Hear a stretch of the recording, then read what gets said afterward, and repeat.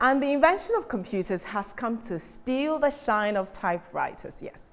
Users of the age-old device are of the view that typewriter remains an integral part of modern secretarial training and work, as its use requires great expertise and being tactful. In the following report, Rosemary and Anyigba revisit the typewriter business in the contemporary times.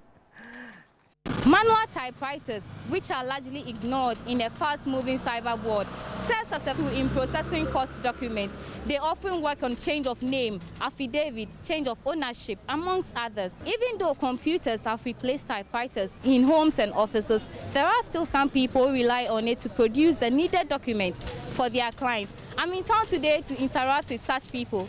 The century-old typewriter is a companion of many, mostly old men. Tagged in a corner, they execute their work in excitement. The business provides incomes for many homes. I am welcomed into the tent of Gabriel Kwaku, a commissioner of oath, who offers first to teach me how to operate the typewriter.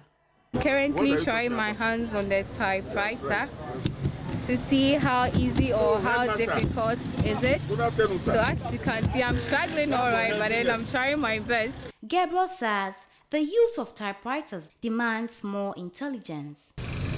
The challenges you get is whether you understand English, because people come make various kind of requests. You see, he wants a petition, for instance, to the presidency. You have to be good to be able to write a petition for someone to take to the presidency, you know, or to the Attorney General, or to even the Chief Justice, or the IGP, for instance, Inspector General of Police. Okay? Those are there. Like in my case, I have been visited once by a Kwadonko, the popular political aspirant, presidential aspirant. You know? Yeah, so that's it. And I did a petition for her for the Chief Justice. It's not everybody who is able to do that, you know, because representing people's views on paper is not easy. So you have to be well educated. Yeah. Justin Kwaku, a commissioner of oath, who uses a computer and a typewriter to ply a trade, said, although there is limited number of people patronizing their services, there are still some documents which the court wanted done with typewriters. Typewriter business now is no more like the way it was, because now a computer system has become very pressing than this typewriter typing.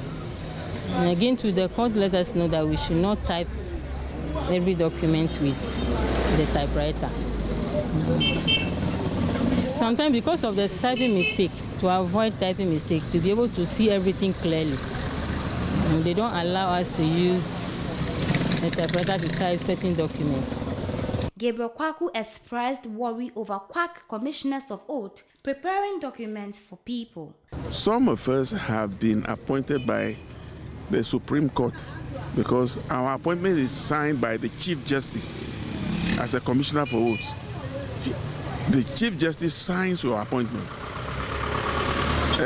But there are people who are not commissioners for oaths, but they also kind of pilfer, you know, the work of the commissioner for oaths by doing affidavits and declarations, and then they will look for a commissioner for oath, go somewhere, get it stamped and sealed. You know, those are the challenges we have. Though some people have discarded the use of typewriters because of the arrival of computers, other commissioners of oaths like JK02 said they are still using typewriters due to lack of electricity. Though commissioners of oath who operate around the Tema station in Accra expressed divergent views on the operationalization of typewriters, they all have plans of moving on to the new system of technology in future.